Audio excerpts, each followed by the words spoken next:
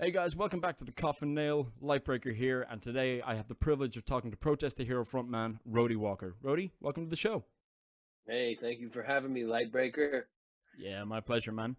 So pelham cess came out in June, your first studio album in 7 years, and it's our album of the year here on the Coffin Nail. Congratulations on it.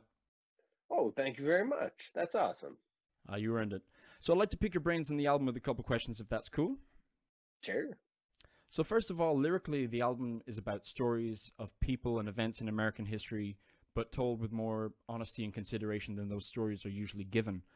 Was that always your plan before you started writing it, or did you get a few songs in and decide that? How'd it come about? No, it wasn't always the plan. I started writing, I wrote All Hands, first of all. That was the first song that I wrote because I had wanted to write about the Boston massacre, if you will, for quite some time. Like it's something that like one of those like little known historical events that I found quite fascinating, and I've always wanted to write a song about it, but never really found the moment. So I just seized the moment. And then I was thinking about it. I was like, I'd like to do something conceptual, and Donald Trump had just been elected, and this like "Make America Great Again" bullshit was permeating all over the world, and it obviously had its influence over me, and I started questioning greatness and who like who the greatness is defined by and who the greatness is for, and that's where the rest of the ideas came from. um Obviously it's the old adage of history being written by the victors and not necessarily being accurate. Yeah, definitely, uh, man. but but then again, the history that is told on the record is, it's painted with my own bias, of course. Sure. So the history in this case is written by a loser. That's a matter of perspective too, man. I doubt that there's much overlap between Donald Trump fans and Protest the Hero fans. You'd be surprised, man. Like modern conservatism, despite the fact that it is a fucking cancer, those people are everywhere. And I think it's interesting to see younger conservatives coming up with these sort of not just idiotic, but dangerous views and lack of morals and ethics. And Yeah. it's everywhere. You see it every day. I see it in my own family, my own racist fucking cousins or anti-vax family. I responded to a cousin today on Facebook who posted like an anti-vax thing, and it's like the misinformation that is coming from the United States like isn't even for us in Canada, but it's like the less intelligent portions of our population are falling victim to it. And Yeah. I find it shocking how deep this like misinformation shit is going, because it's so obvious. I know, it's crazy, man. The villains are like not just cartoonishly evil, but cartoonishly stupid too. Yeah, absolutely. Like I don't even know how to fucking respond to this shit anymore. Like I honestly, on my cousin's Facebook post today, I just went boo, because it was so stupid. I was like, I don't know how to like, I can't just let this exist, but I can't really dignify it with a response because it's so fucking dumb. It doesn't deserve it. Well, look, I think music is a good medium to react with, but then again, there are always right-wing fans who don't get Rage Against the Machine. You know? Yeah, and that's exactly it. I mean, you say there wouldn't be too much crossover with, um, our music and that alternative right wing fan, but there certainly is. There might not be so much anymore after we release this record, but um, like if Rage Against Machine has fans like that, certainly some stupid little band like us does. I guess. But I've noticed though that you've continued that style of songwriting into the new songs on Fabula and Zizette. Am I saying Zizette? Zizette? Yeah, it's Fabula and Suzette, right? It's like Oh, a excuse me. Russian. It's a Russian word. I think you could probably just say Suzette, and people aren't going to be too upset with you. Well, on the I'm not FNS anyway. release, um, I've noticed that you've continued this like stories from the early 20th century sort of approach to the lyrics. Is that something you're going to continue with on future releases? Um, it's hard to say because Fabiola and Zizette were part of Palimpsest, right? Like they were written to be part of Palimpsest, but then when all was said and done, it was just too fucking long. Like it was 12 songs, and yeah, that's not that long, but it was like an hour and a half, and I just can't imagine anyone wanting to sit through an hour and a half of progressive metal. Like I certainly don't want to. Yeah, I would, man. It's kind of funny because like every time I say that, a lot of the people that I'm talking to are always like, "Yeah, I would," right? But it's like, I don't know. It was really, I love all the music on there. I'm very proud of it, but I do think that when it was all together, it was a little too much. Right. And on top of that, there is one final song that we're working on now that sort of needs to be written for Palimpsest and is being written for Palimpsest, which is kind of funny because it somewhat redefines Palimpsest. But so that would be the last piece that is going to be written about that time period and in that sort of space. Yeah. Well, in the Spotify age, it's no harm to keep releasing songs every now and then. Yeah, I mean, what do? You can't fucking tour. Yeah, absolutely, Put a bunch of shit up, man. Fuck. Well, look, we'll get to that.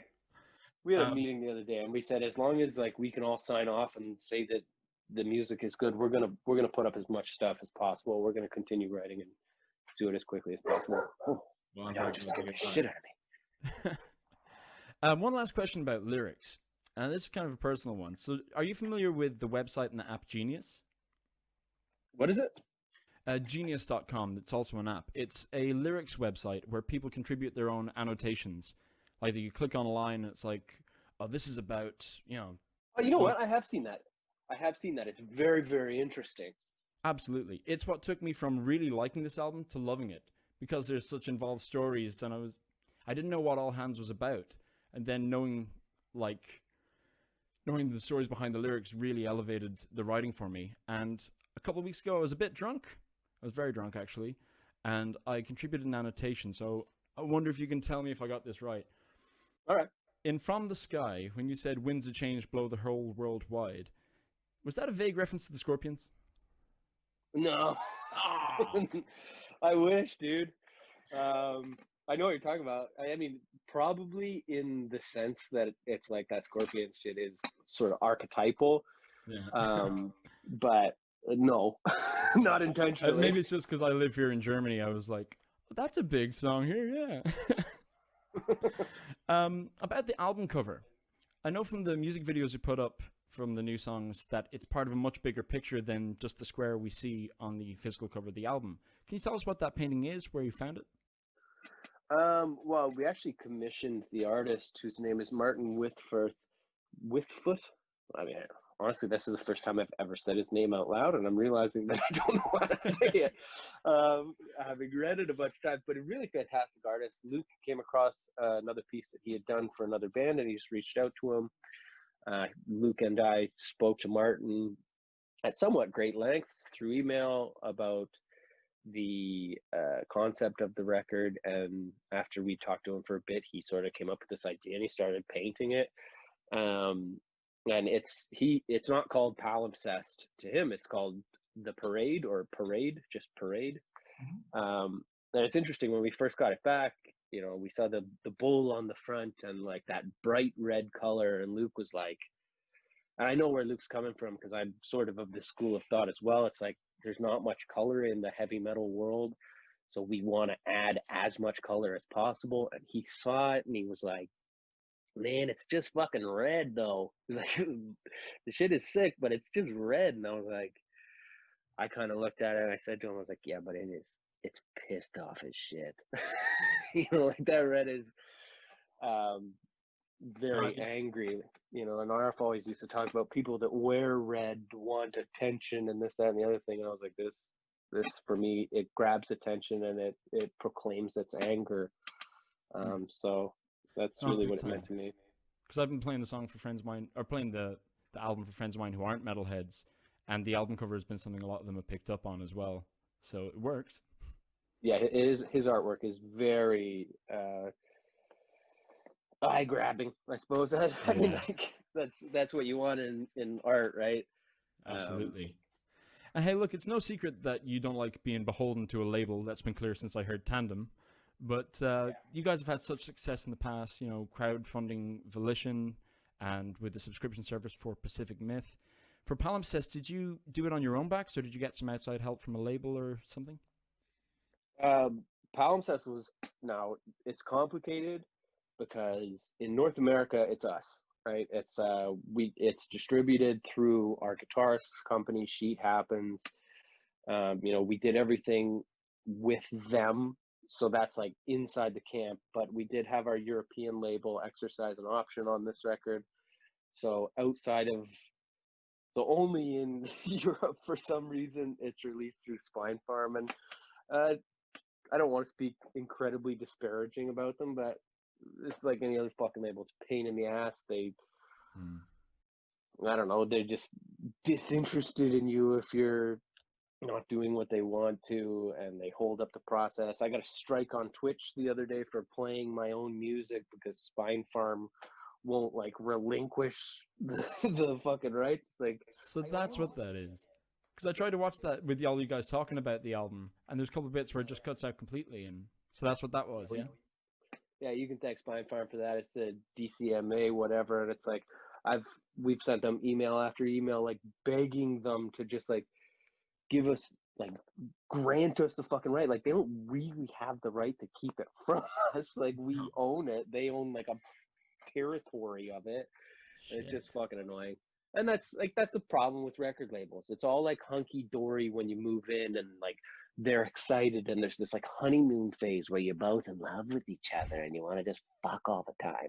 But then after the magic fades, like art and commerce will never marry that well, Yeah, and that's just what it is. It's not yeah. necessarily something against Spine Farm specifically. It's just Sure. that art and commerce don't mix well. There are people that like want to make money out of the music industry, and there's people that want to make art out of the music industry, and those two kinds of people don't fucking gel.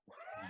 Well, it's probably more frustrating when, on the other side of things, like in North America, you have control Yeah, rather than not having yeah, control. like we have everything we want here, Yeah. and like they're just fucking ghosting us, making us feel dumb.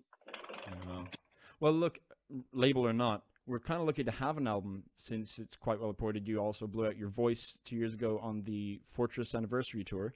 Can you tell us a bit about what that was like, how you got your voice back, and what you do now to maintain your voice?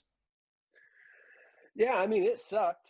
I don't know. I started noticing it a while before I blew it out. To be honest with you, like when I was writing some of this stuff, I was having these weird pockets in my voice where it was just like it would flip into falsetto without my control, so it kind of sounded like yodeling almost a little bit.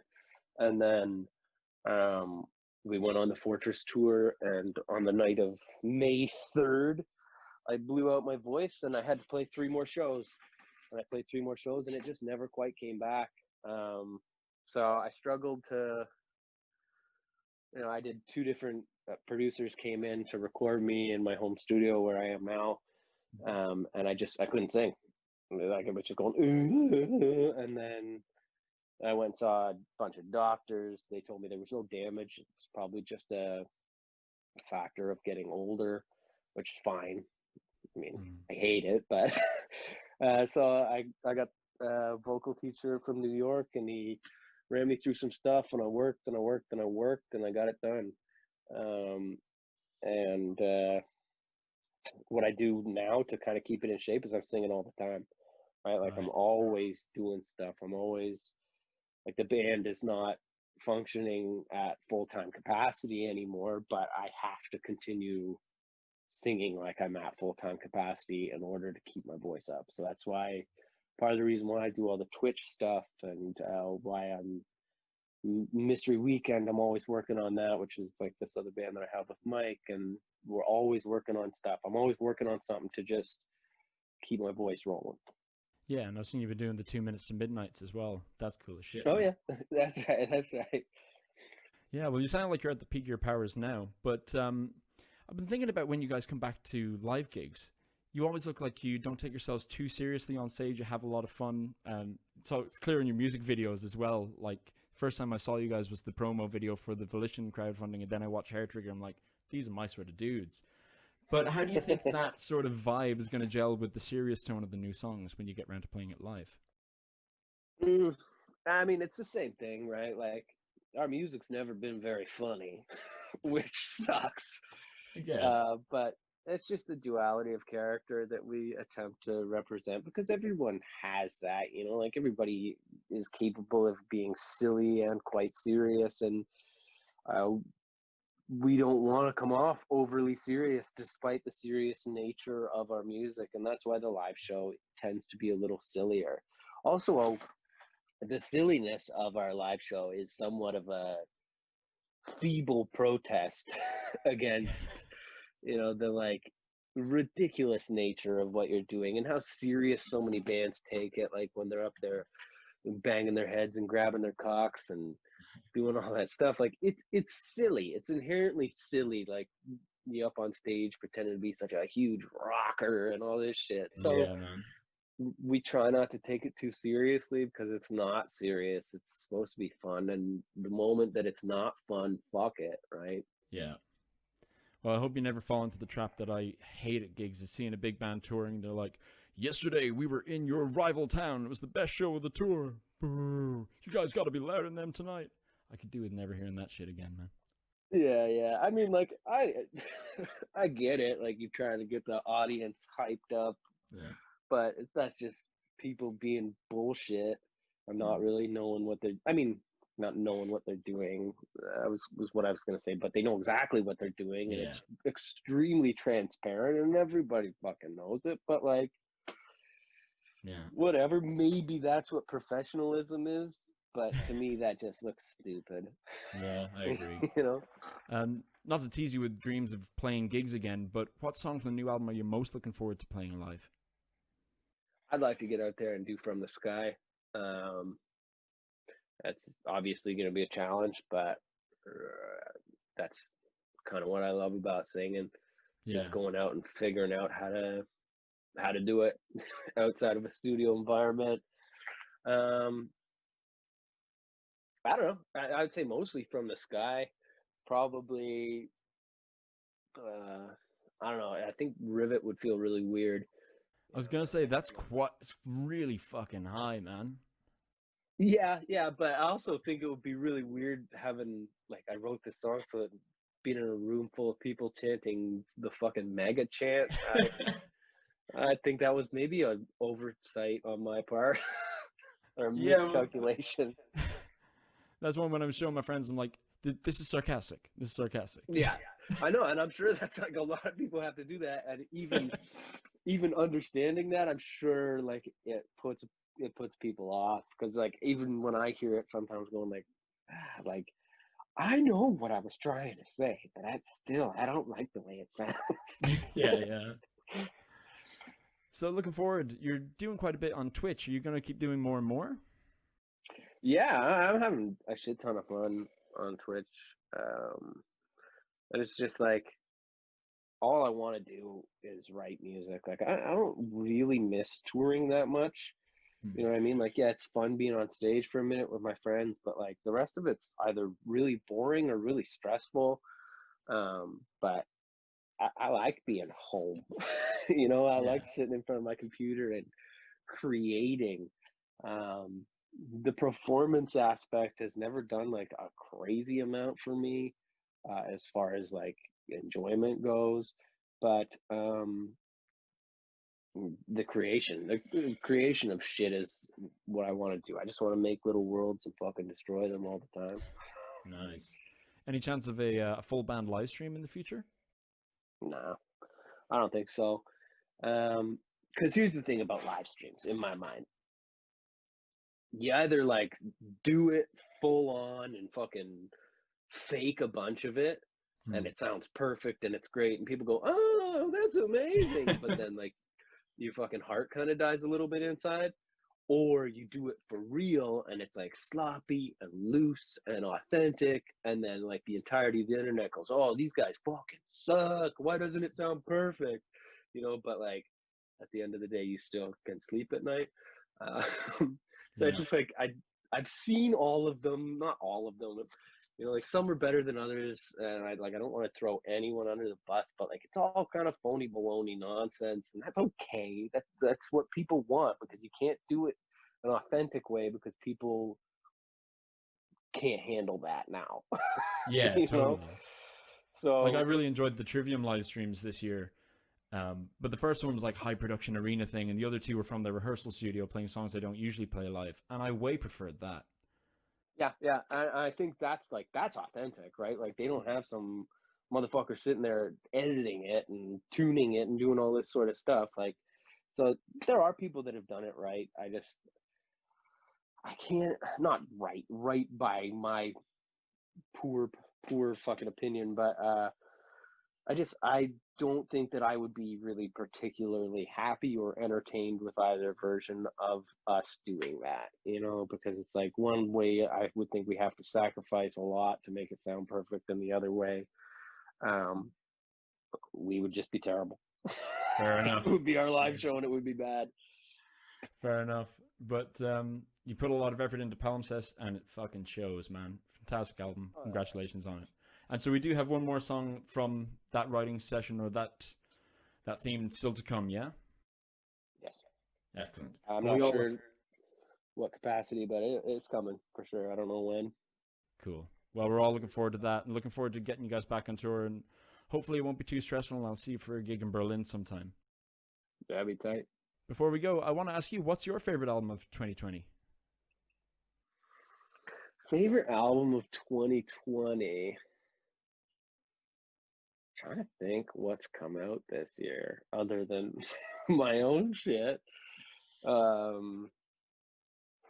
don't know, because like I don't listen to a whole lot of new music, so I would probably say like the record that I've listened to the most in 2020 that has come out in 2020 is probably Punk Rock Factory, A Whole New Worst, which I'm featured on, but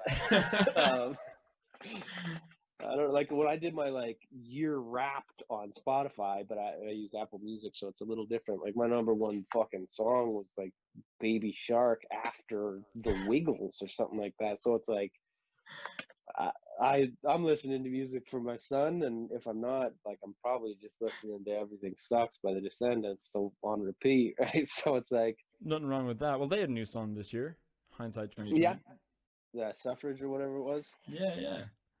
Oh, awesome. Hashtag dad problems. Yeah. But so my answer is Punk Rock Factory, Whole New Worst. Excellent. We'll have to check it out. A very long-winded way of getting back to it, but yeah. It's been a minute fix since it in I've done an post. interview, sorry. Well, Palimpsest is the number one album of the year here on the Coffin Nail. Rody, thanks for taking the time to chat to me today. So, man, thank you for taking time to chat with me. Hey guys, thanks for watching. Be sure to like and subscribe to get notifications about any future interviews I post here on the page, or better still, listen to The Coffin Nail live on Keith FM, that's KEITHFEM.com, every second Friday from 6 to 8 p.m. Central European Time. If you want to hear full episodes, you can also go to mixcloud.com/Lightbreaker, and if you want to hear the playlist without my banter, go search on Spotify for the playlist for The Coffin Nail episode 1, 2, 3, or whichever one you like. You can also write to me at thecoffinnailradio@gmail.com. You can follow me on Instagram at the Lightbreaker and on Twitter at coffinnailradio. Thanks very much. I'll see you soon.